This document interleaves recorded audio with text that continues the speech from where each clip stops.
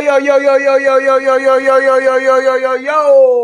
What is up, everybody? It is your boy Leroy. Welcome back with Kicking in the Crew. Got my guy Trev here with me. What Sorry it up, was so man? long and so loud, man. We are 1-0, people. The 1 and first 0. time. Did you hear that? For the first The time curse is in broken. The witch is 13 dead. years, the curse is dead. Man, hope everybody's having a great weekend out there so far, man. How my guy Trev? How you doing tonight, man? Man, we're here, bro. I got to apologize ahead of time to the viewers. As most of y'all probably know, if you're new, you don't know. I'm a big LSU fan. DeMarco's a big Florida fan. They're playing a game right now, and we're the only ones here doing the show tonight. So we're a little bit distracted, but we're still going to lock in as Florida makes a huge catch. Oh, my God. We're still going to lock in and talk about Come on, Trev, not out loud. I'm Colts. behind. We're gonna talk about the Colts. We're gonna try. I gotta focus on this side of my screen and just not watch this game anymore. But Colts are 1-0, man. Broke the curse. Went and smacked the shit out of Miami. Really dominated the game. Scored. My goodness, let's go. Painful. As I was saying, this is gonna be a long show, man. This is gonna Trev is getting the wrong end of the pain with football to start this first quarter. But we are here for the NFL. Either way, like Trev said, you guys will hear a little bit of us bouncing some plays. Oh, they call it holding. It's coming back. I know. I was waiting to see your reaction. But look, man, we played Miami and we kicked the shit out of them. Like all of us last week, I think we all predicted a win. We said, we're going to break the curse this year. But the way the win came about was unprecedented, man. Daniel Jones slinging it, playing well, not even just playing like – he managed the game as we expected him to, but you saw a deep shot to Alec Pierce. You saw a couple really nice balls, the touchdown pass to Michael Pittman. Like, he was slinging all over the place, and then the defense was dominant. I believe we had 3 turnovers on the day, a couple sacks, stuff runs. Like, looking at Lou Anarumo's system for the first time in Colts football, it's a new era, bro. Like, the way the defense played, we might have a team here. So, I obviously don't want to overreact too much. It is still just Miami, and they're – they got a lot going on. They're not necessarily a great team right now, but a lot of encouraging stuff in week 1, man. And 1-0 for the first time in damn 14, 15 years, whatever it is now. 13 years. 13 years. Good Lord. Oh, man, we go nowhere with that bullshit. Yes, absolutely. I'm still sharing this around to everybody, but like Trev said, it was very, very, very great for us to start out 1-0. Everybody knows the 12 years, how long it's been, every curse we've had, multiple quarterbacks starting, yada, yada, yada. We break one curse last year, and then we, with the back-to-back starting quarterbacks, and now we come back and we get a week 1 win. It's absolutely beautiful for us, man. I don't care what anybody says, what anybody has to say. All I know is that we are 1-0. Really great start for us, and we give the ball back to LSU. Terrible. Now we got to talk. Obviously, the big subject and what I guess most of the media. Hold on, real quick. I'm gonna real quick before we dive too deep into it. I wanted just to add some separate stuff in there, just because it's just gonna be us two. Didn't know how much we would actually even get into. But I was going to break down the week 1 schedule a little bit and score. So just giving everybody a score and update. Don't know if everybody follows around and everything like that, but just was going to give a little bit of a breakdown here. So we start off week 1. Obviously, everybody know the Cowboys. The Cowboys lost to the Philadelphia Eagles 2024. The Kansas City Chiefs start the season off 0-1, losing to the Chargers 27-21. Don't let all the media talking heads sit there and tell y'all they got their butts kicked because they literally lost by 6 points. It came down to the end of the game. It was a good game. The Indianapolis Colts absolutely gave the Dolphins a mop-up butt whooping, 33-8. That was actually our – I was about to say that was our biggest win in a long time as well. We haven't seen the Colts up 20 on anybody in a very long time. And I believe the biggest of week 1, too, like across the league. I think we had the largest – so that's something. That's nice. Yep, absolutely. Then we go to the Steelers and the Jets. The Steelers win that game 34-32. Now, I'm going to tell y'all right now, I've watched the majority of these games back already. I like to break down football. That's really what I do. But it's either that these two teams, their defenses are not going to be very good, which they're both known for, or their offenses are just really elite. We'll see as the season goes on. The Jacksonville Jaguars absolutely whooped the Panthers 26-10. The Panthers are really bad. Jaguars look okay. Their defense looked much improved. Trevor Lawrence was okay. Then we go to the Saints and the Cardinals. The Cardinals win that game 20-13. Washington Commanders beat the Giants 21-6. The Tampa Bay Buccaneers beat the Falcons 23-20. The Bengals beat the Browns 17-16. The New England Patriots lost to the Las Vegas Raiders 20-13. San Francisco 49ers beat the Seattle Seahawks 17-13. The Niners came out with a lot of injuries. George Kittle is done for about 3 to Brock 6 Purdy too, something like that. Brock missing Purdy 2 to 5 in that game. Then the Denver Broncos beat the Tennessee Titans 20-12. Do not let that score fool you. The Titans we'll talk more about that. Won that game. The Lions got whooped by the Packers 13-27. Ooh, defensive penalty. We needed that. Oh no, offense. I forgot y'all on offense. The Texans beat the Rams beat the Texans 14-9. That was another close game as well. The Buffalo Bills and the Baltimore Ravens had a crazy game. 40-41. Buffalo wins it. And then to cap off that Monday night, the Minnesota Vikings beat the Bears 27-24. Another good game. As for week 1 of week 2, the Commanders lose to the Packers 27-18. So all around, man, it's a good slate of games. Love what we saw out there for week 1, especially from the Colts, man. I think for us, Trev busted it open in the opener and just told you guys about how we looked with Lou Anarumo. Thought it was really good. It was good to see some defense being played by us. Daniel Jones was absolutely efficient. Exactly what we said we needed for him, and I'd say even a little bit more. It was a little bit more than game manager. I wouldn't say it was game changer or anything, but he definitely played above the numbers in some certain situations and got us into the right place almost every single time. Defense created turnovers. We'd like to see our run game be a little bit better. But yeah, man, from start to finish, Colts looked really good. Yeah, it's funny you mentioned that too about the run game. I think most of us expected like a run heavy play calling. I did. And I thought there were moments, JT had a couple decent runs, nothing crazy. I think he finished with like 70-something yards. And then the big thing is they didn't even have to put him in the fourth quarter. At a certain point, it was just DJ Giddens show from there because he had something playing so well. He took a hit to the neck. He took a hit to the neck, and Steichen took him out. He said that if it was if he needed to come back in, he could have, but he didn't see any reason to put him back in with having Giddens back there and Giddens running well. Yeah, and there's no point with the score. So I was actually cool with that. I said, hey, mass sub all the backups like you're playing, college football on the PlayStation. Just throw them all in there at this point. But what Daniel Jones was able to do, and I think he got a lot of his dues from the national media, local media, everything. So well deserved. But we'll give him here too. What he was able to do. Game manager, yes, but as I mentioned earlier, he hit a really nice ball to Alec Pierce. I believe it was going into double coverage too. Like that was not an easy pass, and he nailed it. And then the throw to Michael Pittman for the touchdown, very nice. He also showed some stuff scrambling, running for yards, running for touchdowns. Overall, he just looked really, really solid, man. There was not a whole lot that I saw from Daniel Jones where I was like, here we go. This is concerning. This is a mess, whatever. Like he looked in control the entire game. So it was exciting. It was very encouraging. Are there going to be bad moments? I'm absolutely positive. Yes. But what we saw in week 1 was super encouraging for just, setting the precedent of how we go from here. For sure.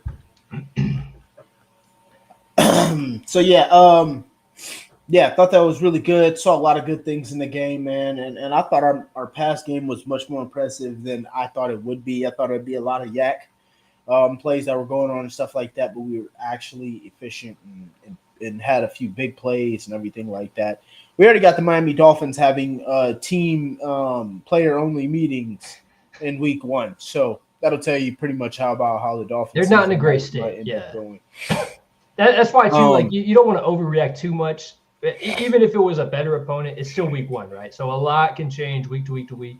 We don't want to hype it up too much, but given how long now we've gone 0-1, 0-1, 0-1, it was so nice to not just get a win, but get it in dominating fashion and make them have that players only meeting and make them, question if their season's going in the right direction right out the gates, So also not for nothing, since we talked about Daniel Jones, that O-line play, I think last week we were talking about concerns with the center and the right guard.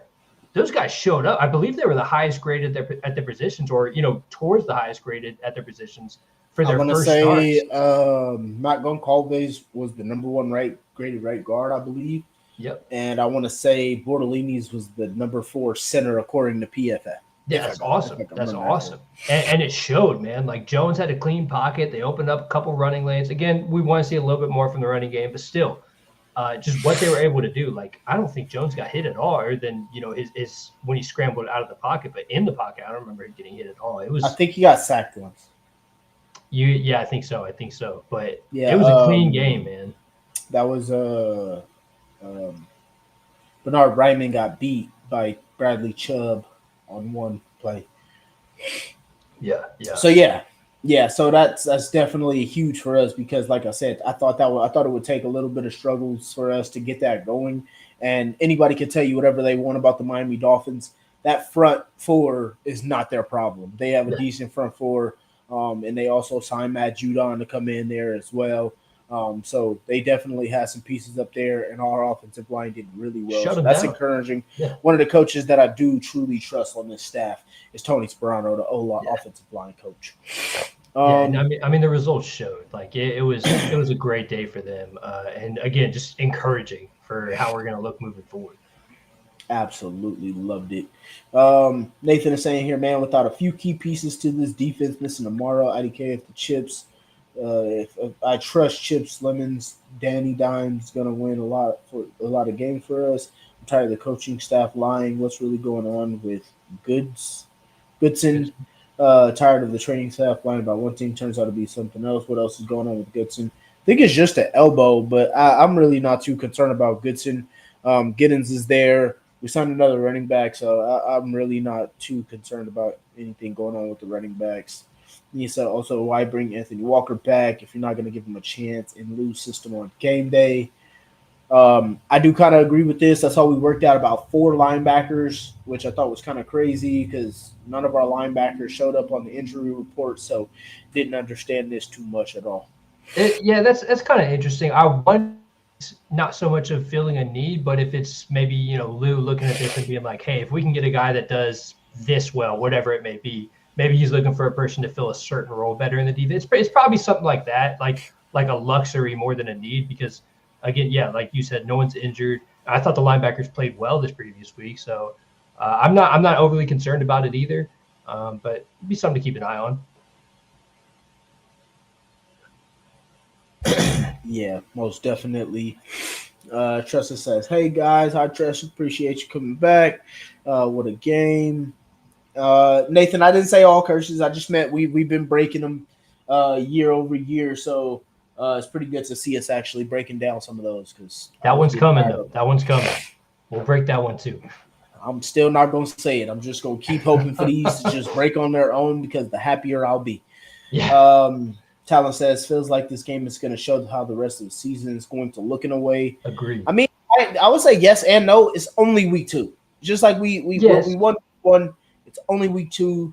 We're going to have 15 more. I don't think anything is set in stone. I think we'll know more by week 8. And to be honest with you guys, we know how the Indianapolis Colts go the last few years, going 8 and 9 and stuff like that, and being right there close to the doorstep. So until we get to like weeks 15, 16, 17, I don't think we think about how it's going to go. No, I agree. The only reason I kind of agree with the statement, though, is because you can look at last week and chalk it up to, well, Miami's just a mess and they don't know what they're doing, et cetera, et cetera. Denver, in my opinion, at least, they're a playoff team. They're a better coach team. They execute better. They took advantage of a rookie quarterback last week. They're just a better team overall. So although tomorrow isn't going to signify, how the entire season is going to go, I think it's a much better litmus test of where we're at right now, So if we go out there and whoop Denver's ass, I might be on this microphone saying some outrageous shit, but either way, it's a good litmus test of where we're at and kind of set our expectations for the next couple of weeks. So I kind of agree. Dave Stewart mentioned AP made a great catch on the ball. Yeah, I thought that was an absolute dot by Danny, man. I love to see that throw. That was an absolutely elite throw there. It's interesting, too, because off the preseason, you didn't know if Daniel Jones had that in his arsenal. Like some of those deep throws, they didn't look pretty. So to see him I know it was there. Yeah, to see him hit that one, it's encouraging, man. He had a throw just like that to Tyler Warren in the preseason. I mean, it wasn't as far, right? Definitely knew it was there. I just think the preseason's so watered down that you really don't want to show anything. Sure. And there's no reason you want to run that kind of deep route and put a player at risk to go for a 50-50 ball and potentially get hurt or something. Now you mentioned Tyler Warren there. We got to talk about this guy, man. I mean, he was all over the field. He had 7 or 8 catches, I think. 7 catches yards for 74, I believe.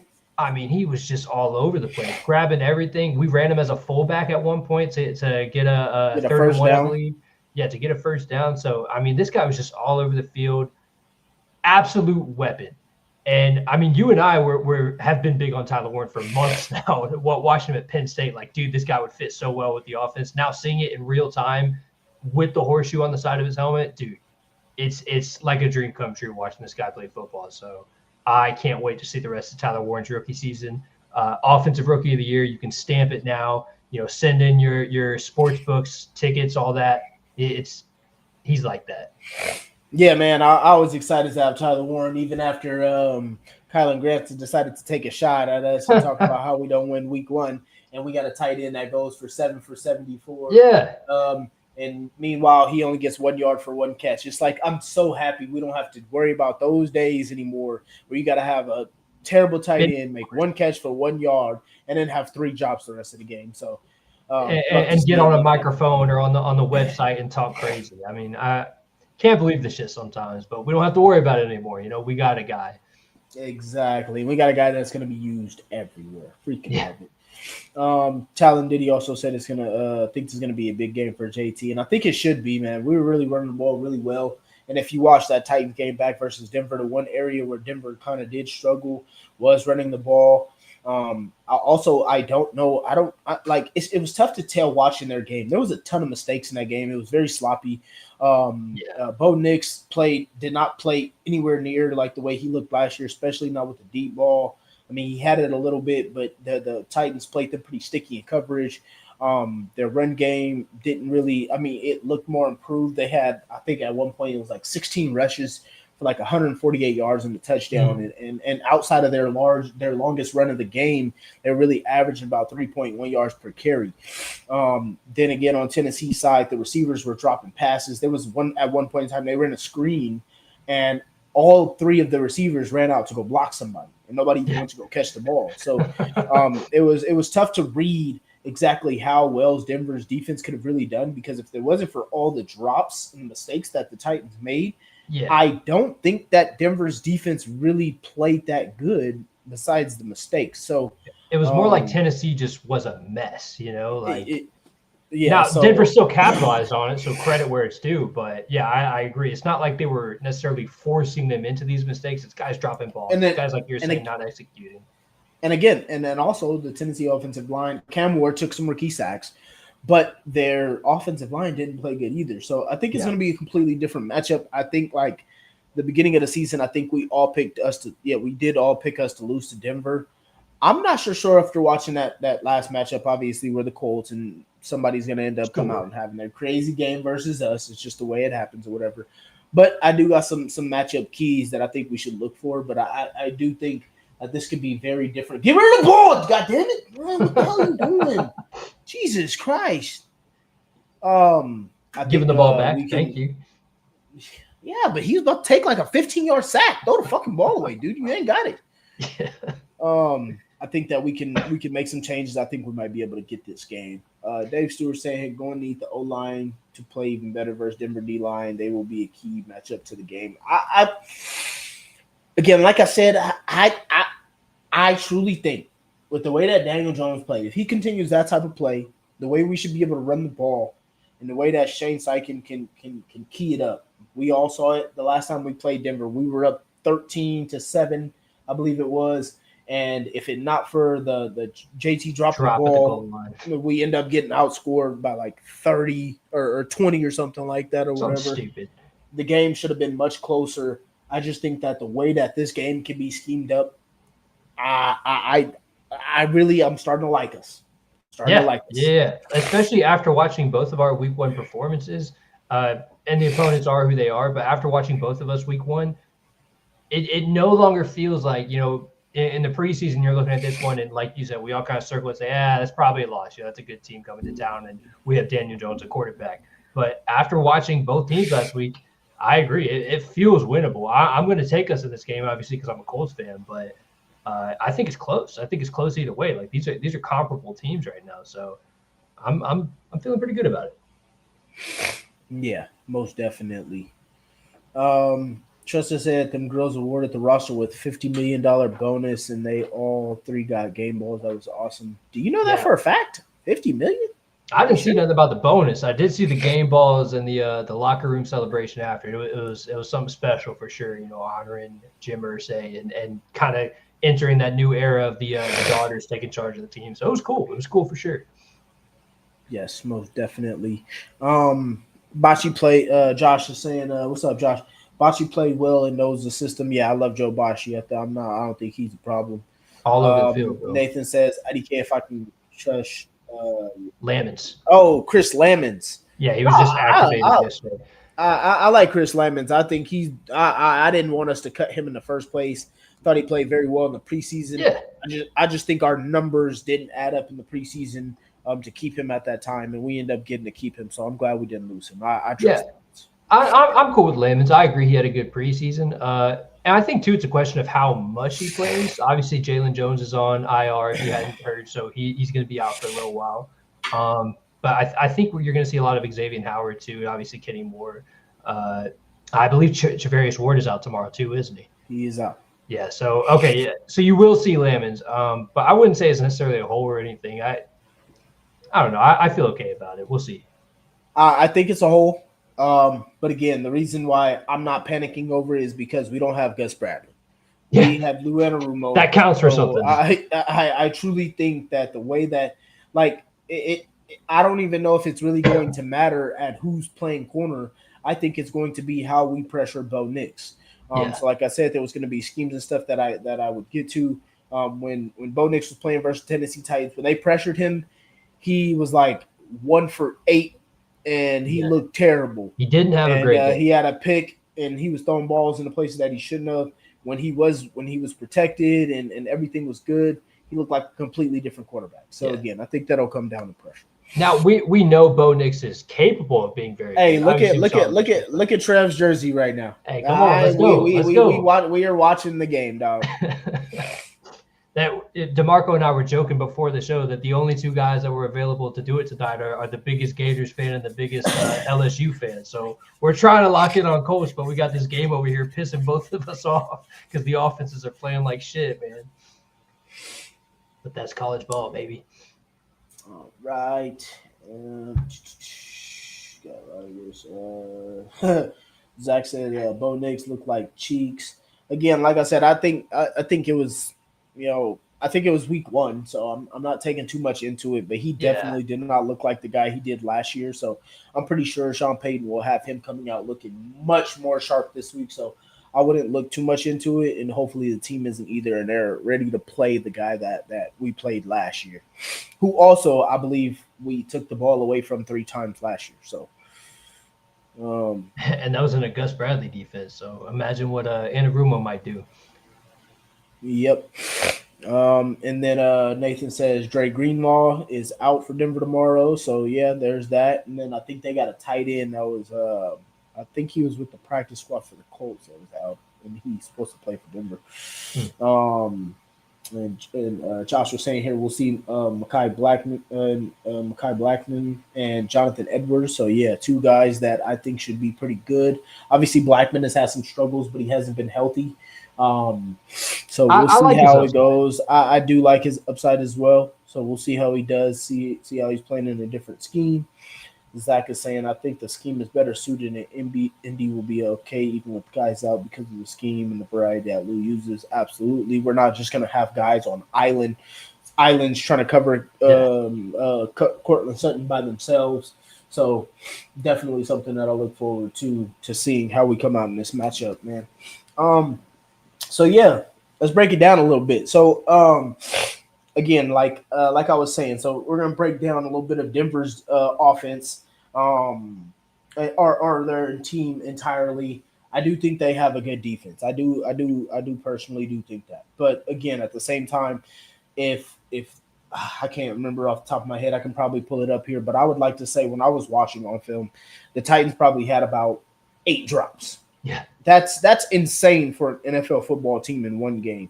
The offensive line did not play totally well. I think Denver was bailed out, or Tennessee bailed out Denver multiple times with just different issues and stuff that they had on their side of the ball.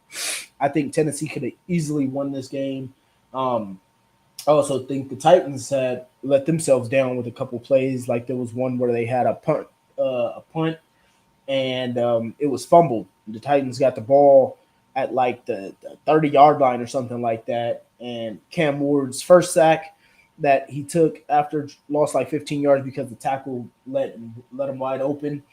Then the second play right after that, he took another. God damn, what the hell is y'all doing, man?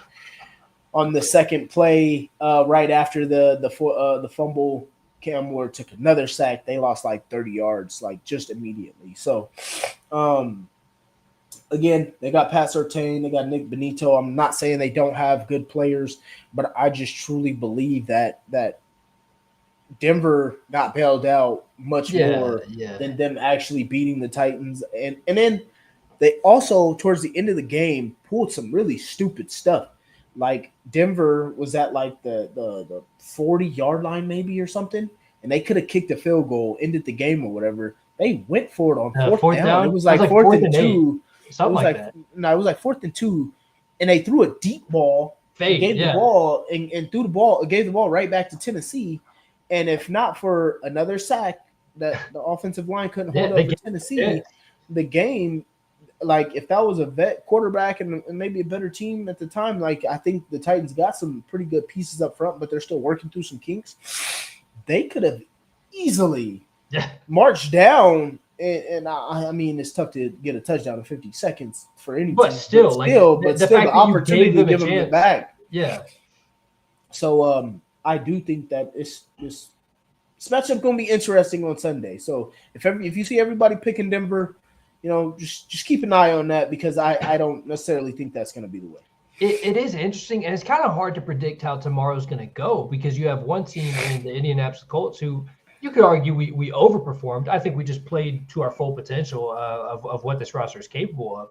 But you have one team that kind of overperformed, and then you have a team like Denver who, although they won, I think they underperformed. You know, their quarterback play wasn't great. Running game. RJ Harvey, I believe he had a couple solid runs, the rookie out of UCF. Defense obviously took advantage of the rookie quarterback and wide receivers taking it. But again, just their execution, right? It's like you said, they got kind of bailed out. It's like they didn't necessarily inflict their will on the Tennessee Titans, who are by all means not necessarily a great team right now. So between, you know, us arguably overperforming, them arguably underperforming, it's hard to know where that kind of level is at and who's who right now, especially this early in the season. So it's going to be an interesting one, and I think a really good litmus test for both teams. Yeah, no, absolutely. Definitely think it is going to be. So, yeah, man, I just think there's a lot going on there. Nathan says, how about Lou dropping Latu in coverage when he got his interception? Yeah. Like I said, mad scientist, dude. Yeah. He actually dropped Kwity Paye in coverage as well and had 3 rushers going after the quarterback. Dude's a madman. It's crazy that we got him. Yeah, just watching the disguises, man. Like, how many guys will look like they're coming into blitz, and then we only rush 3 or 4, you know, whatever, or vice versa. Guys look like they're set back in coverage, and suddenly we got 7 dudes after the quarterback. Like, you never know what's coming. Even watching pre-snap, you know, on the TV, it's hard to tell what the hell the Colts are doing, and I love it, man. Like, you're not sitting in a base, you know, cover two every single play like we dealt with Gus Bradley. It's hard to predict what's coming next with this Colts defense, and they were demolishing Tua turn the ball over last week. So, hopefully we can do the same to Bo Nix, kind of suffocate him, force a couple turnovers. I think really, dude, like looking at this defense, I don't want to get ahead of myself, but I feel like we could see a comeback of if you remember, when Darius/Shaquille Leonard was here, just constantly forcing turnovers. That could be the kind of defense that we have, just with the playmakers we have. You could look at 1, 2, 3 turnovers every single game. We'll have the positions to be able to get them. So I'm just excited to see what this defense is capable of every week. Most definitely, and I would love to see it be from an entire defense and not just one player. And I also that's the big difference too. I can't believe I fell asleep on that Georgia and Tennessee game. That shit was over. That was a good game, bro. Crazy. That was a good game. Crazy. I'm gonna have to watch that back. Yeah, absolutely. Though, completely agree. And I hope the turnovers keep up. And I think that Bo Nix and his team should give us a few. Yeah. Dave Stewart says this should be a Downs or Warren game. Denver struggled with the skinny post inside the hash. Absolutely, completely agree. Like I said, I want to say Okonkwo, just say his last name. The tight end from Tennessee Titans had a huge drop. I want to say 2 in the seam. Calvin Ridley also had 2 huge drops up that same seam, which was wide open multiple times, and also including on a huge play in the fourth quarter that pretty much lost the Titans the game. Like I said, when Denver decided to go for it on fourth down, Cam Ward hits Ridley over the middle for the seam route, and Ridley just drops it. Just an absolute flat-out drop. So yeah. I think this is absolutely going to be a game for them, man. Tressa says, I was impressed with all the fourth downs we went for and got it. I mean, I changed the head coach, offensive play caller. So obviously I think he loves to be aggressive. This is what he likes to do. We always go for it when the time seems right for it.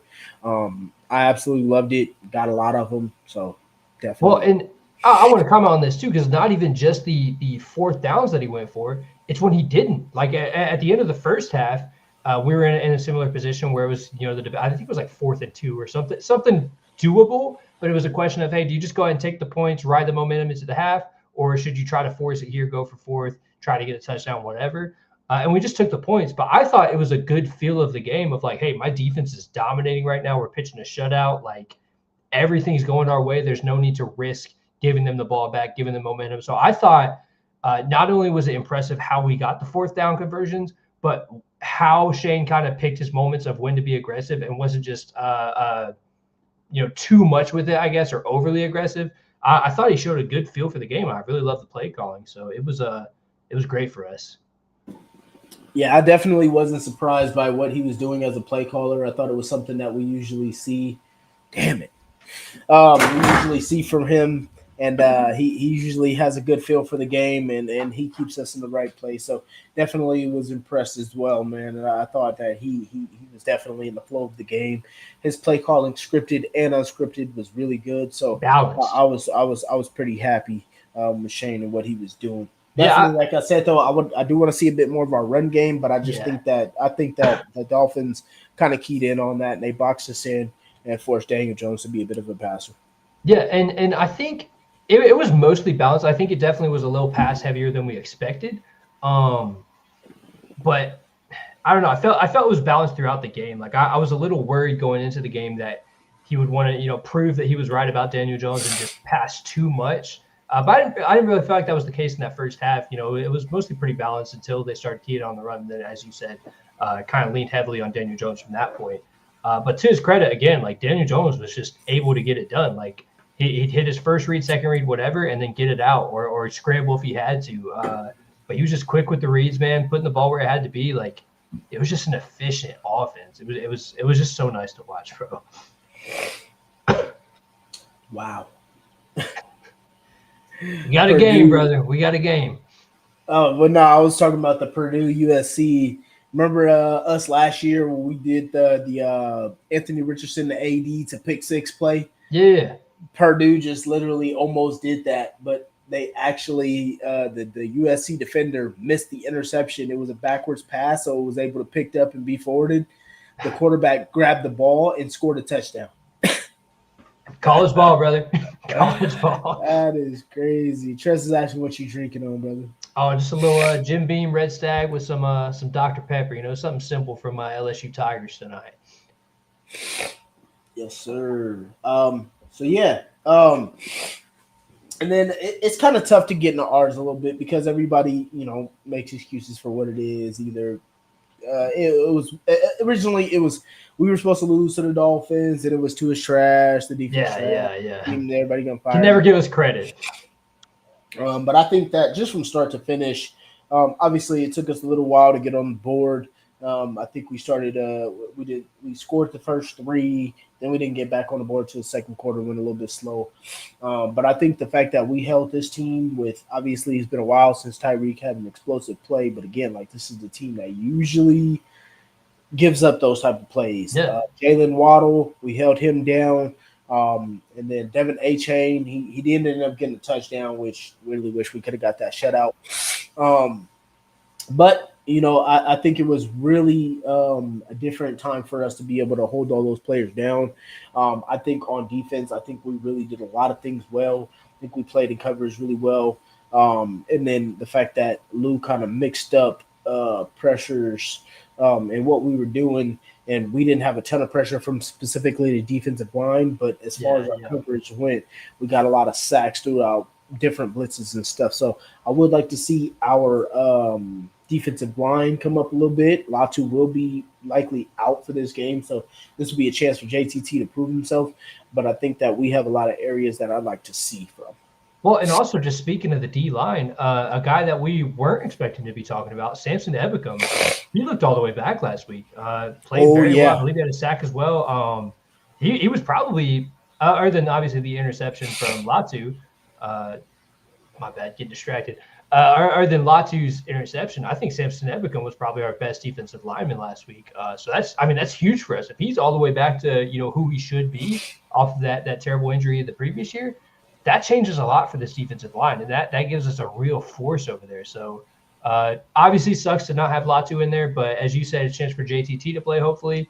Healthy scratch last week, I believe. Nothing was wrong with him. He just didn't suit up. But then Samson Ebukam, Kwity Paye also played well. Didn't get a sack, but he had a play where he stuffed a run early for like a 3-yard loss. Just always in the right position. So overall, I agree, we need to see a little bit more pressure. We need to see sacks coming from them when we're not blitzing necessarily. But I thought they still played mostly well. So it was a good game for everyone on the defense. And I'll tell you what, too, the new additions, Cam Bynum, Travarius Ward, Joe Badgie. It's Baki, a movie. They were making the differences, bro. Obviously, Cam Bynum with the interception, and then the very interesting celebration in the end zone made all the highlights. But like when you talk about not letting up a big play from Tyreek Hill or Jalen Waddle, those guys were the main factor, I believe, in that. Cam Bynum rotating over and just shutting them down. So it was just good to see all over. Yeah, definitely. I was super excited to see Samson Ebukam have the type of game that he did. Luckily, we got the depth that we do have. And then, like you said, JTT was a healthy scratch just due to the matchups and how we wanted to play against Miami, knowing the fact that they were going to want to run the ball and stuff like that. So, but this will definitely be a week where he can make up for it. So, that's kind of a luxury too, though, to be able to look at a room and be like, you know what, you're going to be a healthy scratch this week based off matchup. Usually we don't have that luxury to decide who's the best matchup. It's usually just who's available. So it was a kind of a nice change, but kind of because you don't want to see your second round pick be healthy. Because when you look back at it from our 2024 draft class, only 2 guys actually were able to play. 1 being a healthy scratch. I want to say 3 being injured. Yeah. Come on. And so that's not necessarily a thing that we want to see. So we got to make sure we get these guys on the field. But again, just I think he has a chance tomorrow for sure. Yeah, just again, it knows to our depth there as well, though. Nathan said we scored every drive. The first definitely team since God knows when to do that. It was awesome. I believe it was like 1977. Something crazy, yeah. With Daniel Jones, she got fireball with Steel Reserve. Nice. And Dave still reiterated what you said here. Nice to see we have depth at defensive line with Latu being out. It absolutely love that because it could, like our secondary is really thinning out quickly here. So definitely love the fact that we could have that kind of depth there. Yeah, just hold down the fort until we can get some of these cornerbacks back, man. It sucks. Sucks to lose Travarius Ward right now. He's in the concussion protocol. I expect him back next week. I don't think it was super serious because he finished the game last week, if I'm not mistaken. But they obviously they wanted to be extra safe with him, which I'm not against. But it's gonna suck playing without him tomorrow when he was such a difference maker for us. But yeah, just hold down the fort until these guys get healthy again. And honestly, it hasn't been a terrible, knock on wood, but it hasn't been a terrible start to the year for us as far as injuries. It's usually already worse by now. Yeah, definitely. I think he might have came back and self-reported, and then just didn't make it through this week. And there's typically the 3-day or the 10-day. So just hope he gets healthy. Man, he's been dealing with it a lot. So love to see him get back. Got Michael Loving. I've never seen you in here before, so appreciate you. Hope you hit that subscribe button and join the crew, fam. But he says, hey, I'm a Colts fan. We're going to beat the Broncos 31-21. Hell yeah. Would love to see it, man. If we start 2-0, that would be our first time since 2009 in which is it 2000? Is it 2009 or 2007? In which a run that we haven't had in a very long time. Yeah. So that's crazy too. So long since 2-0, man. So long since 1-0, but here we are. So why not make it 2-0? Absolutely need that kind of start.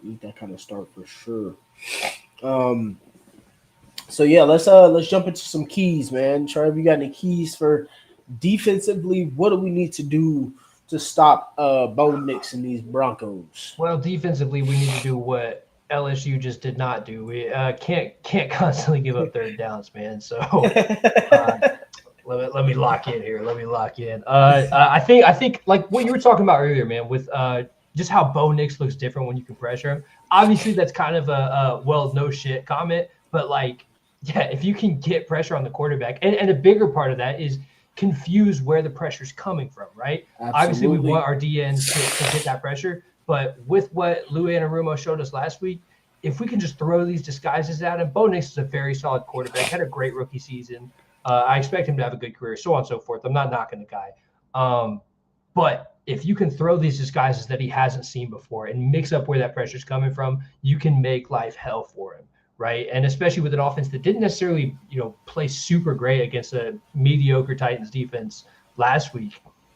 It's a real shot here to, if we can just rattle Bo Nix, everything else falls apart for him. So I think the key to me is really how you start this game. I think if you get off to another good start like we did last week, it's a very winnable game from there. But if you let we're both getting distracted about that. If you let Bo start hitting early and get his confidence and just do everything, it's going to be a lot harder. It's still a winnable game from there, but it's going to be a lot more difficult. So I think getting pressure early, forcing them to change their game plan, I think that's my key for the defense tomorrow. Yeah, man. So mine is going to be it's going to be 3 keys for me, man. I think the most important thing that we're going to have to do is stop the run.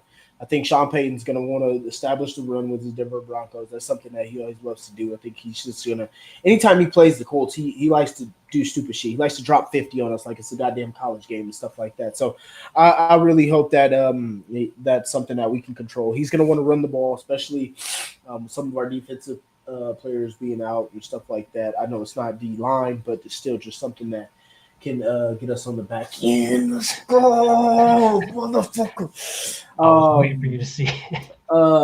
Key number 2 for me is like Trev said, pressure Bo Nix. Keep him pressured all game. That's one of the things that he does not deal with well. Like I said, he looked like 2 different quarterbacks. He went from NFL to CFL when it was pressure versus no pressure. And I'm legit being serious. Like he did not handle pressure well. I think the Titans do have a really good defense. Their defensive line is strong. They're hungry. They attack. They get after guys. Jeff Simmons is an absolute monster in the middle. And I think that that's something that we really need to keep pressure on him. And then lastly, I think is going to be don't get beat by one guy. Their guy Cortland Sutton. They're like this is one of the things why I wanted this type of DC specifically game specific. He knows that he got to keep pressure on the quarterback. No touchdown. No, it's standing. It's good. Oh Jesus! I'll spoil that much for you. It's good. So yeah, don't let one receiver beat you. We know they got a guy over there, Cortland Sutton. We got to make sure we take care of him, eliminate him from the game, stop the run, and the rest of it. We just obviously can't let Evan Ingram kill us.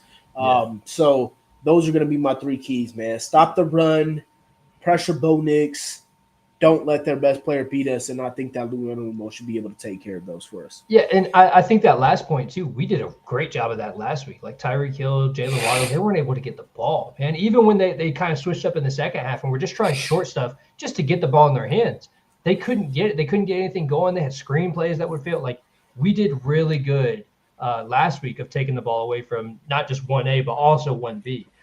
So if we can just kind of key in on Cortland Sutton, I agree that's huge for us. Obviously, they have other guys. Anybody can step up. It's the NFL, so on and so forth. But yeah, if you can take away Cortland Sutton from this game, it makes it a hell of a lot easier on this kind of depleted secondary that we have. Absolutely. All right, and then Michael Loving is saying here, I just don't think Daniel Jones had an offensive line when he was with the Giants. Now that he's with us, he has one. I mean, I don't want to say it's just that. Obviously, he did have very good moments and stuff like that, but I do think there was a lot of times where he was either dink and dunk, and he wouldn't really take shots, and he made some mistakes himself. But I do think that when you go to Minnesota with Kevin O'Connell, who I think Kevin O'Connell is, he's becoming one of the best developers of quarterbacks in the NFL. Like, I just don't think it gets much better than him currently right now at this moment.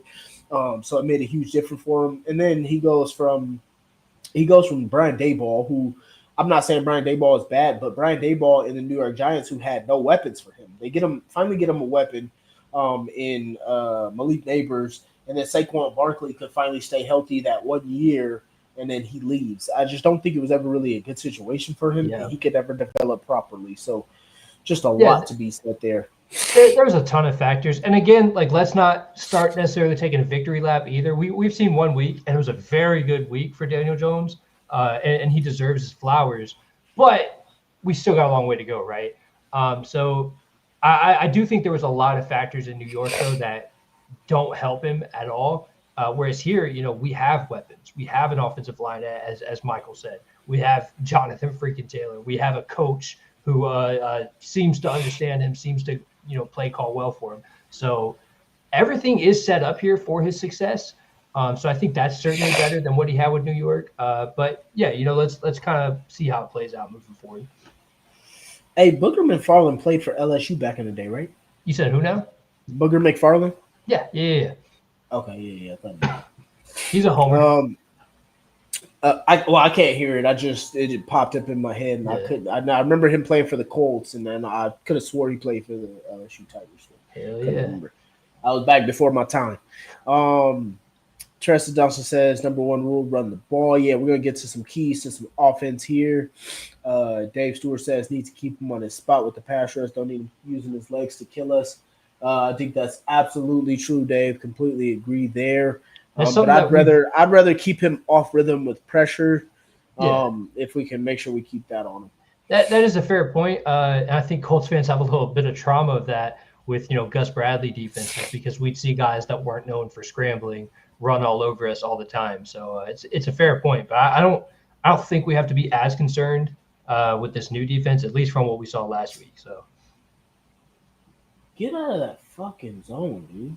God, no, saying it. You're good. Just let Garrett cook, man. Play slant open, seam open. Like, it changed the fucking defense, dude. Call something else. Shit. Yeah, I think it could also be effective against Lou too. I do get Dave's point because of the fact that just because Tua couldn't move the way that like a Bo Nix can move, so I think that was a little bit on our side. So sure, definitely agree with you there. Just would hope that we can keep enough pressure on him that he'll make too many mistakes that'll cost him. Michael Loving saying, I wish they used Jonathan Taylor more. Me too. I think it was just more so to stack boxes versus what the defense, taking what the defense was giving us there. That's why I think Shane was in such a rhythm, because even on times when we did need to run the ball, it was pretty effective. Yeah, and at the end of the game, we mentioned earlier, like he was just kind of being safe. Jonathan Taylor took kind of a twinge to the neck, so there was no point in risking him at that point. The game was already done. But I think we will see more out of him, yeah. Definitely. And Michael Loving said, I'm excited to see how Tyler Warren comes into beast mode.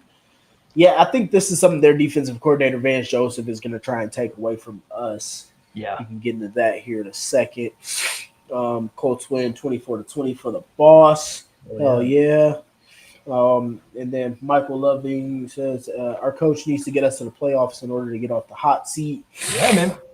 I think the way we started week one, I think we gotta continue that trend, man. It can't look that good week one and then look terrible week two. So yeah, big game. Got to keep it going. Game.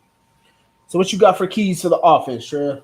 Look, the folks said it here. We got to get Jonathan Taylor going. As we mentioned, he had a solid game last week, but not necessarily dominating like you hope to see from JT. But I think that's kind of the key to starting it, right? So I talked about starting early on defense.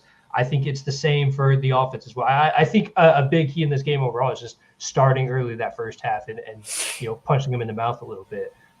And for me, that's getting Jonathan Taylor really going and hopefully breaking a big one, because from there you can rely, as we saw last week, on Daniel Jones to dink and dive, whatever he's got to do, just kind of manage the game. But if we can get JT a big one early, or just kind of forcing them to stack the box and try to take him away, that does nothing but open it up for everybody else, right? So ultimately, my key is get Jonathan Taylor going, but I think ultimately, as you mentioned, Vance Joseph is going to look to take away someone from this game, whether that's Tyler Warren, whether it's stacking the box, take away JT, whatever it is. The key for us is identifying who is then open, right? Because we have so many weapons across this field now with this roster. Whoever he's trying to take away, let's get the ball in their hands. We have playmakers on every position on offense, right? But for me, start JT early. If they stack the box, start hitting guys. It's that simple. But again, just start early. That's my theme for tomorrow. Yeah, absolutely. I would say so. My first key is going to be establish the run. I think you got to establish that physicality, the line of scrimmage, let Denver know that you're going to run the ball, whether they want to stop it or not. Just like Dave says here, they can't take away everyone, go to downs, open up others. So yeah, I absolutely agree. And again, like this isn't the same situation as the Tennessee Titans as well. They really got Calvin Ridley and then a bunch of, they got rookies and some other young guys and stuff. They're establishing Cam Ward and stuff. We are much more further along on the offensive side of the ball, at least right now. And so, like I said, we need to establish the run. I think they got Pat Surtain. Where do you put him? Do you put him over Tyler Warren? Do you put him over Michael Pittman Jr.? Which one of those guys are you going to put him on? And then they also got Riley Moss. Where do you put him? Do you put him on Tyler Warren? Do you put him on Josh Downs? Where do you move him? And then Nathan mentioned earlier, they don't have Dre Greenlaw. They don't have I think Hufanga. I think he might be out as well. So they don't have a few pieces. And who the hell is he throwing that to?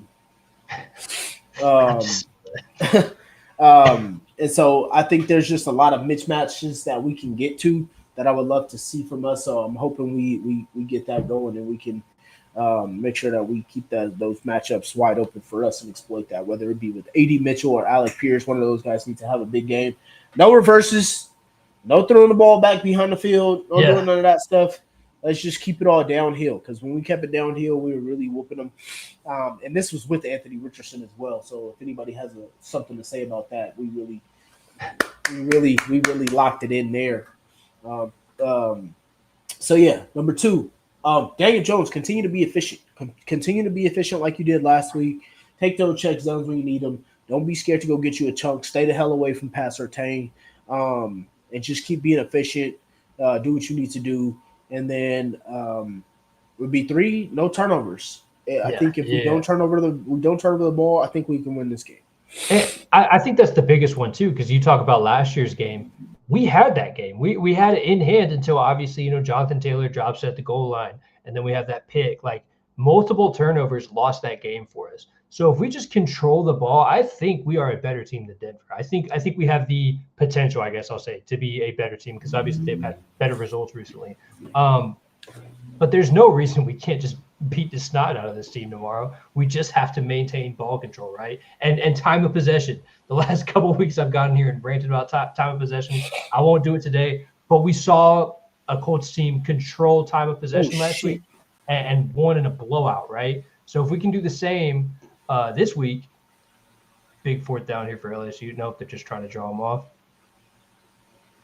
If we can do the control the time of possession again tomorrow, again, just another huge key. So don't turn the ball over and just run those drives, man. Run that clock. Keep them off the field. You win football games. It really is that simple. Absolutely. Trust, I think you're right. JT and Warren have a big game potentially, or JT and Downs. Either way, one way or another, I think these running backs and one of these guys in the slot should have a big game. She asked if we'd be on next Saturday. We definitely should be. And sorry, everybody, that I keep cutting out. I had to do a lot of yard work today, and my allergies have just flared up. So I am dying over here. We definitely should Saturday. Be on every Saturday, especially during the season. We like to get on. So we definitely will be here. Dave Stewart said, nice week. That sort of get bypassed where the kickers. Yeah, great point, dude. Spencer Schrader had a great game last week. Hit a cut, no misses. Took care of business.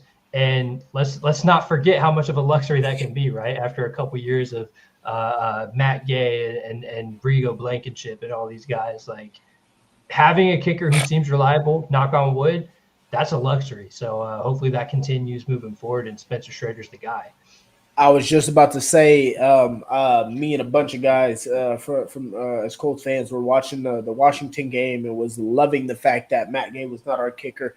He was like 1 for 4, and had so many misses. And I don't know what happened. So it was just so great not to have that as our kicker. And like I always tell you guys, look, man, the one thing for me with kickers is, dude, you got one job.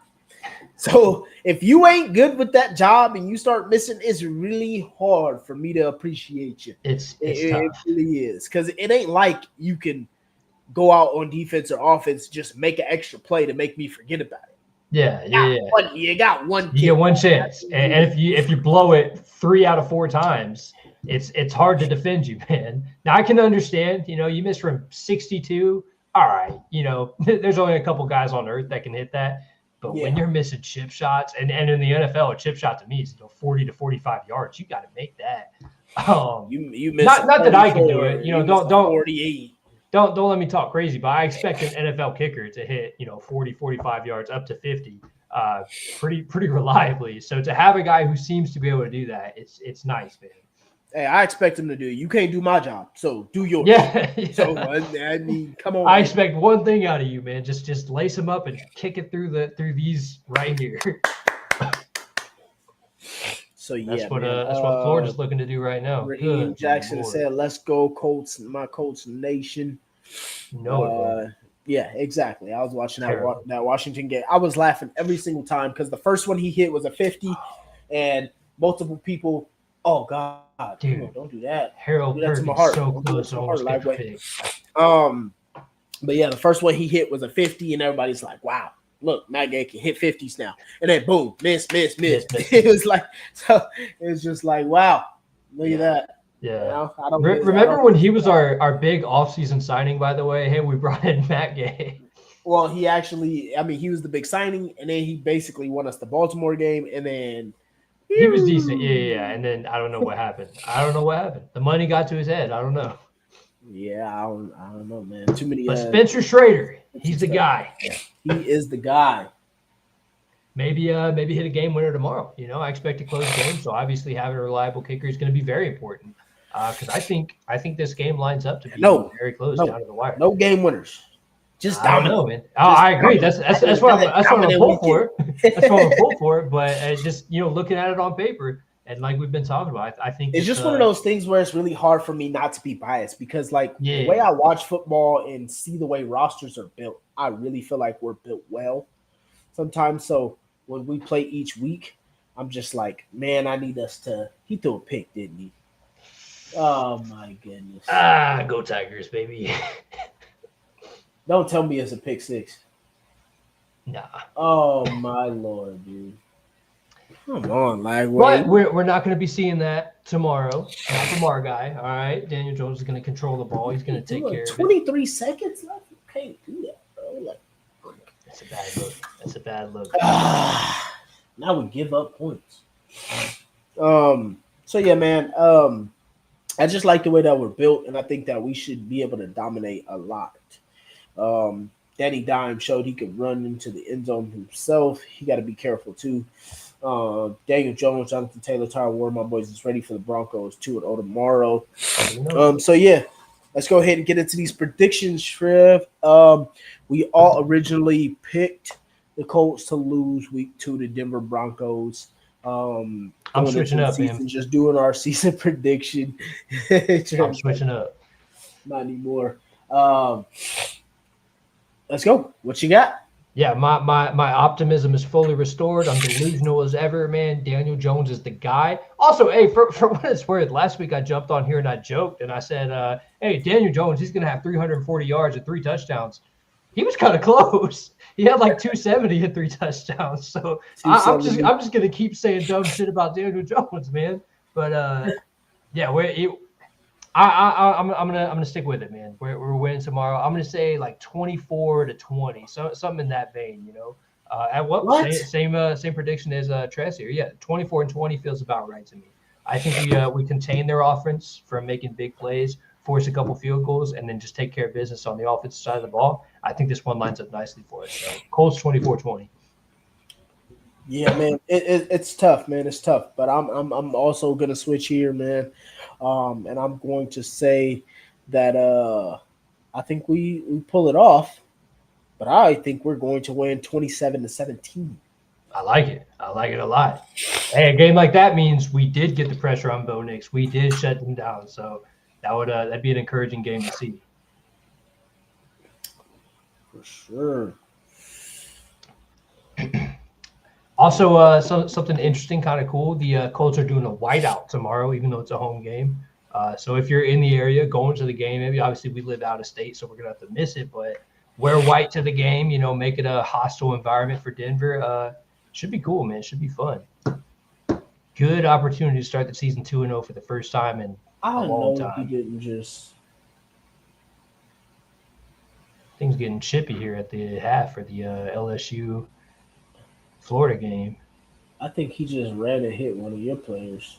Oh man, that better not. Yeah, I don't know. I saw a flag. I saw him push him, but I didn't see why or what happened. Yeah.